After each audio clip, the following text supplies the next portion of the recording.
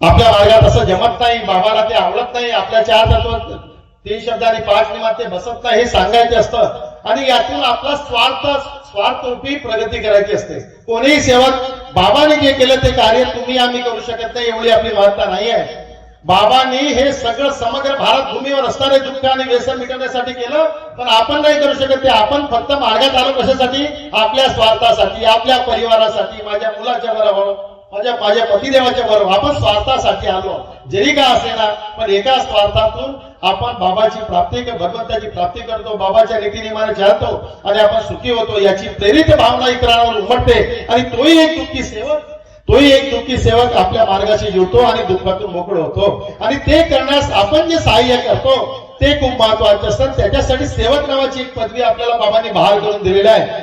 बंधूंनो, ताईंनो, ही एक सामान्य पदवी नाही आहे. बाबा इथं देह रूपाने जरी नसले पण आपल्यात उपस्थित आहे आणि आपल्याला खूप मोठी एक जबाबदारी बाबाने देऊन ठेवलेली आहे. ती म्हणजे आणि पदवी देऊन ठेवली आहे. सेवक, परमात्मा एक मार्गाचा सेवक आहे, बाबाचा सेवक आहे, एका भगवंताच्या चरणी मिळेला हा सेवक आहे, तो सामान्य नाही.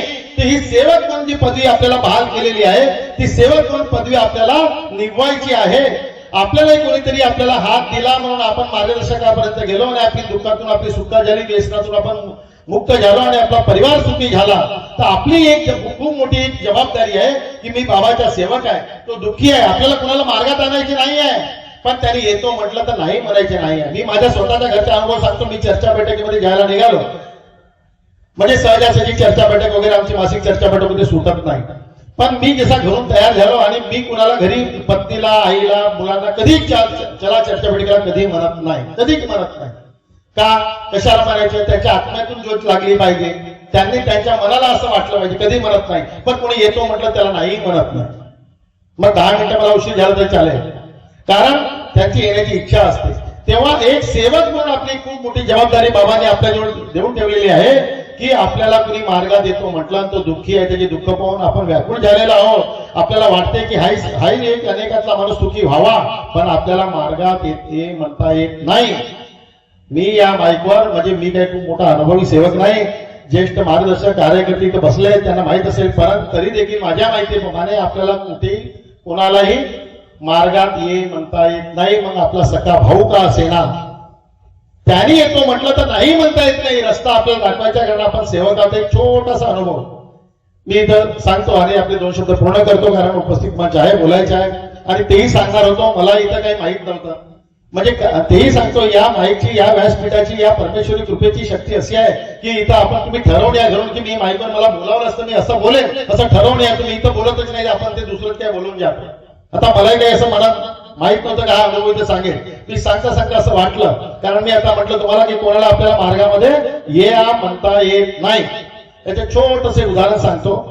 मी ऐकलंच आहे, आता 4-2 चर्चा बैठकीच्या पहिले मासळ आहे गाव आपल्या भंडारा तालुक्याच्या, दूर नाही, अड्याळजवळच्या मासळ. तर त्या सेवकांनी जे सांगितलं, म्हणजे तुमच्या आपल्या अंगावर शहारे येतील, अंगावर काटे उपस्थित होतील, असा तो अनुभव आहे. एक सामान्य गर्भ श्रीमंत असा एक सामान्य माणूस आहे, भरपूर जमीन जायदाद, त्याच्याकडे भरपूर पैसा आहे, काही कमी नाही, कमी आहे की त्यांच्याकडे पुत्र प्राप्ती नाही झालेली, गावचा सावकार माणूस. मी हा उदाहरण एवढ्यासाठी सांगतो आहे की आपल्याला कुणाला मार्गात या म्हणता येत नाही, आपला सख्खा भाऊ असेल तरी. पण काय झालं याच्यात, तर आता तो नेहमीप्रमाणे, म्हणजे आपल्या शेतावर वगैरे जायचा, गावच्या प्रशस्त श्रीमंत माणूस, पैशाला माणूस, त्याला कुठल्या गोष्टी कमी नाही. पण दोघेही पती पत्नी दुपार झाली काही ठरलेल्या विशिष्ट दिवशी आपल्या पती पत्नी दोघे जायला निघायचे, आपले चांगले कपडे परिधान करून. तर एक सेवक आपला त्यांना बोलतो, मला वाटतं त्या सेवकाचे नाव शेंद्रे असं सांगितलं गेलं. त्या शेंद्रे त्या गावचा सेवक असेल तो म्हणतो की भाऊ तुम्ही दररोज जाता कुठे वहिनी सोबत? तर आमच्या असं पर्सनल काम आहे, आम्ही थोडं जाऊन या. त्याने म्हटलं की आता असेल त्यांच्या कोणा एक आत्मीयतेच्या, म्हणून त्याने मला जाऊन फोनवर जेव्हा विचारलं तर तो सांगते की बाबा आपल्याकडे सगळं आहे, पण आपल्याला पुत्र प्राप्तीचे योग आला पाहिजे जीवनामध्ये, म्हणून आम्ही कुठे एका मांत्रिकाकडे जातो. आपला सेवक, बाबाचा सेवक, त्याला म्हणतो की अरे तुम्ही कशाला भटकता, तुम्ही आमच्या बाबाच्या मार्गामध्ये चला, तुम्हाला पाहिजे ते मिळेल. त्याने ते ऐकले नाही, जाऊन आले. अजून त्यांनी आपले यांत्रिक तांत्रिक मांत्रिक जे काही असेल त्या विधी केलं आणि संसाराप्रती नेहमी म्हटलं जातं की संसार रूपी रथाचे दोन चाक आहेत, एक स्त्री आणि पुरुष, पती आणि पत्नी. पण पत्नी जास्त सेन्सिटिव्ह असते. त्या पत्नीच्या मनात आत्म्यात एक ज्योत जागली, ती आपल्या पतिदेवाला म्हणते की आपण चला. त्यांनी म्हटलं, सेंद्रिय भाऊनी म्हटलं तर आपण मागे चालले जाऊ. पतीची इच्छा होती का? त्याची इच्छा नव्हती. त्याने म्हटलं नाही, तो मार्ग वेगळा आहे, ते सगळं असं असं करावं लागते, ते नाही जमणार. पण पत्नीने म्हटलं की नाही ना, आपल्याला पुत्र प्राप्ती पाहिजे, कुठेही गेलं तर आपल्याला आपली इच्छा पूर्ण झाली तर चांगली गोष्ट आहे. पत्नीच्या म्हणण्यावर पतिदेव तयार झाले.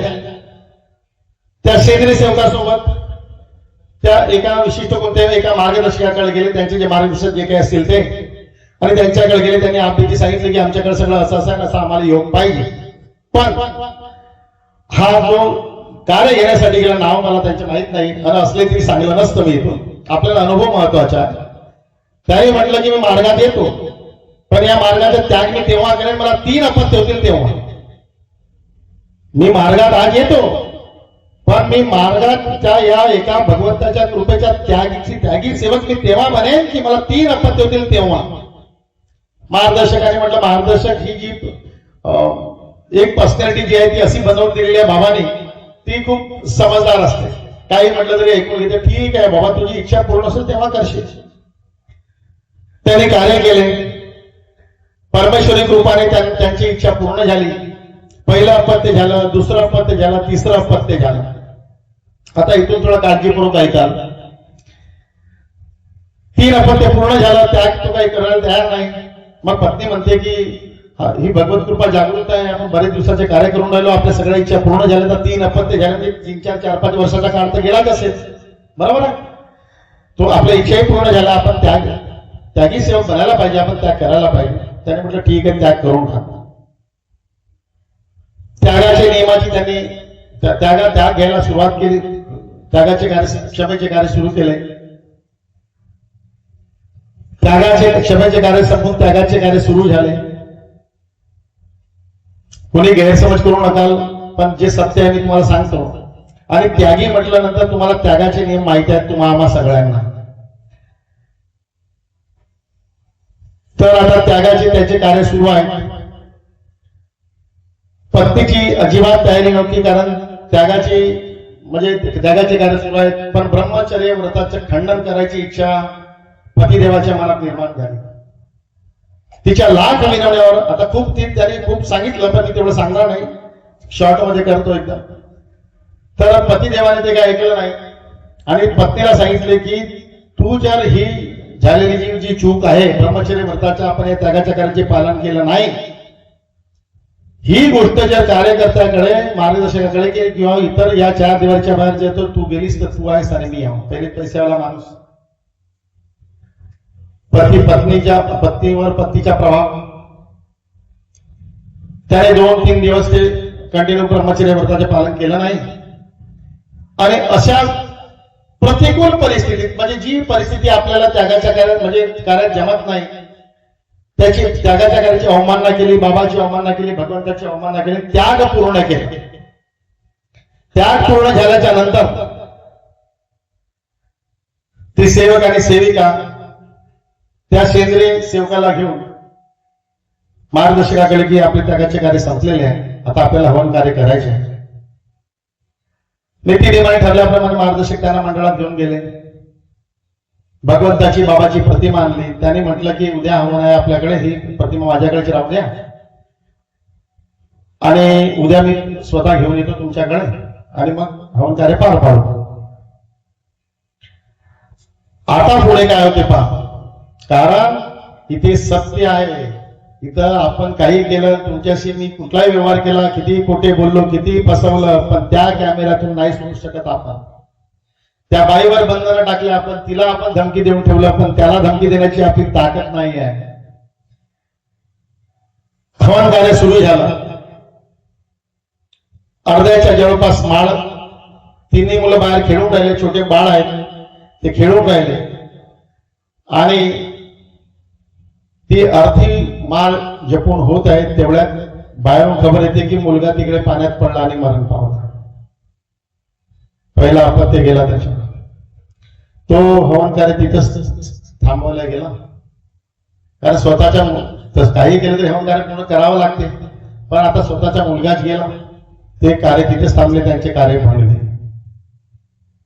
मी तुम्हाला फक्त हा उदाहरण एवढ्यासाठी सांगून ठेवला आहे की कसं विशेषतः स्त्रिया वगैरे कसं माझा भाऊ बर्बाद होऊन राहिला म्हणून मार्गात घेऊन येणे, त्याला चल म्हणणे. मी ही गोष्ट पहिले तुम्हाला सांगितली होती म्हणून हा अनुभव आठवला मला. आपल्याला कोणालाही असं इथं आणता येत नाही आणि येतो म्हटलं तर नाही म्हणता येत नाही. मग ते मार्गदर्शकाकडे गेले. आता असं झालं, मग त्यांनी पुन्हा क्षमेचे कार्य केले, पुन्हा त्यागाचे कार्य पकडले. दुसरा त्याग केला काही दिवसांनी त्यांनी, दुसरा कार्य करून राहिले आणि माळ जपत येऊन राहिले. हवन कार्य सुरू आहे, माळ जपणं सुरू आहे आणि दुसरा अपत्य गेला त्यांच्या. हे बाहेरून खबर येते. एक माणूस स्वतःच्या सुखासाठी काय करते, म्हणजे पुढच्या पोरगा देखील दान करायला तयार राहते, पण चूक सांगितली नाही. दुसरा अपत्य गेला, तिसरा अपत्याची वेळ होती आता. कारण परमेश्वराला ते मंजूर नव्हतं ना. कारण आपण त्यागाचे कार्य कसे करतो हे त्याला आणि म्हणजे तिला त्यालाच माहित असते, हे एवढंच त्याला माहित आहे. पण त्या कॅमेऱ्यातून नाही सुटलं हे त्याला माहित नाही आहे ना. कारण तो सेवक जो घडला तो ध्येयाचा नाही नव्हता घडला ना. त्याला जर माहिती अरे नाही, मला पाहणारी दुसरी एक शक्ती आहे, तिला मी चतुर असलो पण तो महाचतुर आहे ना. तिसऱ्या त्यागाची वेळ आली. तिसऱ्या त्यागाच्या वेळात असं झालं, माळ आधी जपून झाली आणि तिसरी मुलगी जी होती तीही संपली म्हणून बाहेर पडली, म्हणून ताराच्या कुंपणामध्ये अडकली. तिथं तारा टोचून पडली, रक्तबंबाळ होऊन. 3 अपत्य गेले त्याचे. पण त्या बाईने, त्या सेविकेने नाही सांगितलं आणि त्या सेवकाने सांगितलं नाही. असा काही काळ निघाला. पण तरी पतिदेव पत्नीला म्हणतात की पहा, तू सांगितलंस, बाहेर सांगलीस तर पहा. पण शेवटी कुठेतरी मर्यादा असते. त्या सेविकेने काय करायला पाहिजे होते, मरेल मी मरीन तर चालेल, पण माझे पोटचे गोळे जर गेले 3 तर या नवऱ्याचा काय फायदा हे तिच्या मनात विचार यायला पाहिजे. तिने मर्यादेचे 3ही उल्लंघन केलं. पण परमेश्वराला कुठे मंजूर नव्हतं का? नव्हतं.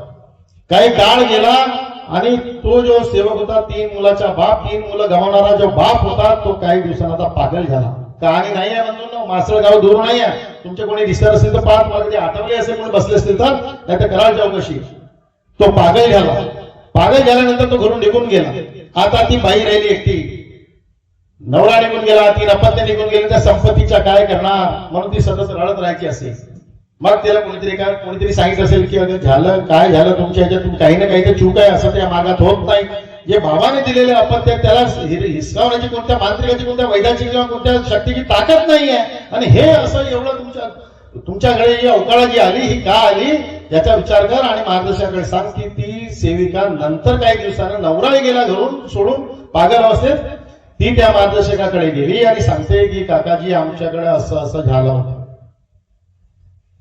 मला असं माझ्या माहितीप्रमाणे वाटतंय की ज्या दिवशी त्यांनी म्हणजे 42 दिवसाचा जो त्याग होता, ते 42 दिवसाच्या त्यागाच्या वेळेस त्याची ज्या वेळेस त्यांची जी माळ जिथे जेवढी जपून झाली ना, जेवढी समजा की 101 म्हणायची की आपली माळ जपतो आपण, समजा त्यांनी 41व्या दिवशी किंवा 47व्या दिवशी त्यांच्याकडून चूक झाली असेल, निश्चित सांगतो की बाबांनी त्यांच्या लक्षात आलं नाही, कारण सेवक ध्येयाचा नव्हता ना.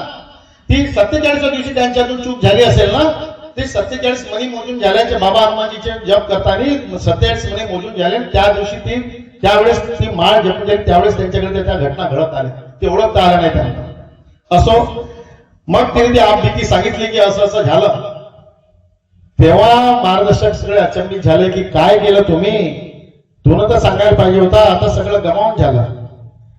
मार्गदर्शक विशाल अंतःकरणाचे असतात बाबासारखे. सगळे मार्गदर्शक जे आहेत जवळपास विशाल अंतःकरणाचे आहेत, कारण ते बाबांच्या हातून घडलेले आहेत. बाबांच्या शब्दावर ते कार्य करतात, त्याच्या निष्काम भाव निस्वार्थ भावना असते. त्याने म्हटलं झालं ते काही नाही, तुझ्या मनात काय आहे, आता तुला आता काय म्हणायचं आहे, तुला परमेश्वराला काय मागायचं आहे ते तू ठरव आणि तू कार्य कर. तिने म्हटलं माझ्या पतिदेव मला परत पाहिजे आहे आणि श्रुतीवर परत पाहिजे आहे. मनातल्या इच्छा माझ्या तिच्या परमेश्वराच्या कृपेने, तिच्या मनात ज्या इच्छा असेल त्या परमेश्वरी कृपेने तिने ते कार्य केले. त्या कार्यात तिचे पागल झालेले आणि घर सोडून गेलेले पतिदेव परत आले. त्याला एवढं सगळं घडलं आणि परमेश्वरी शक्ती कशी याची जाणीव झाली. परमेश्वराने ती त्याची एका शक्तीची, एका परमेश्वरीची त्याला ओळख करून दिली. त्या दोघांनी परमेश्वर तो तिच्या पतिदेव परत आला, चांगल्या रूपात परत आला. दोघांनी कार्य केले आणि आज त्यांच्या पोटी एक अपत्य आहे. बंधूंनो, ही कहाणी नाही. या मंचावर जे मार्गदर्शक येतात, ज्येष्ठ सेवक येतात, आपले अनुभव व्यक्त करतात, हे कुठे वाचलेली कहाणी नाही, ही सगळी आपबीती आहे. बाबाच्या आपल्या या मानव धर्माच्या मार्गामध्ये आपण या मंचावर बोलतो, ही सगळी आपबीती आहे, दंतकथा नाही. तेव्हा परमेश्वराला सोडून आपण काही करू शकत नाही. कुठे जंगलात पाळात अडकू द्या तुम्ही, तुमच्यावर आपल्यावर आलेले जे संकट असतील ना, तिथे त्या क्षणी कुठे तिथून ज्योत लावायला घरी येणार का, क्षमा मागायला किंवा तीर्थ बनवायला घरी येऊन आपण नाही. त्या क्षणी जिथे आपण तिथे आहोत, कुठल्याही संकटात सापडलो आपण, तिथेच आपण परमेश्वरी धावा करून आपण इथून सुटका आपली करू शकतो. तर आपल्याला कुणाला मार्गात या म्हणता येत नाही. आता ती चूक त्यांच्या लक्षात आली. आता मला सांगा, मी सरते शेवटी आता सारांशमध्ये, निष्कर्षामध्ये, कॉन्क्लुजन मध्ये तुम्हाला विचारतो की त्या सेवक सेविकेची चूक नव्हती, जे सेवक त्यांना तिथे घेऊन आले होते त्यांची चूक होती. अरे चला तुम्ही तर सगळं सोडा, चला मार्गामध्ये आमच्या बाबाकडे, बाबा आमचे सगळं देते. ही आमच्या मार्गदर्शिकेला ती चर्चा बैठकीमध्ये चर्चा करत असताना मग त्यांच्या नंतर आमच्या मार्गदर्शिकेचा नंबर लागला. त्यांनी सांगितले की चूक ही त्यांची नव्हती, चूक त्या सेवकाची होती ज्या सेवकाने त्याला तिथे आणल्या मार्गात. कारण त्याने येतो म्हटलं होतं का? अजून तो भोग भोगला असता, अजून मांत्रिकाकडे गेला असता, अजून संपत्तीची हीन झाली असती त्याची, आणि मग त्याला बाबाने हा मार्ग कोणीतरी दाखवला असता. मग तो अंतःकरणातून या परमेश्वरी कृपेत त्याने उडी घेतली असती. म्हणजे आपल्या स्वतःच्या अंतःकरणामध्ये ती ज्योत जायच्या पहिली लागली पाहिजे ना, ती लागली नव्हती, म्हणून हे सगळं उडवलंय. असो, बराच वेळ घेतला असं. धन्यवाद. एवढे बोलून माझे 2 शब्द पूर्ण करतो. सर्वांनी निश्चितपणे शांतपणे ऐकून घेतलं. मला आपलं सर्वांचं मनपूर्वक अभिनंदन करतो आणि आपले 2 शब्द इथेच पूर्ण करतो. सर्वांना माझ्या प्रेमपूर्वक, आदरपूर्वक नमस्कार.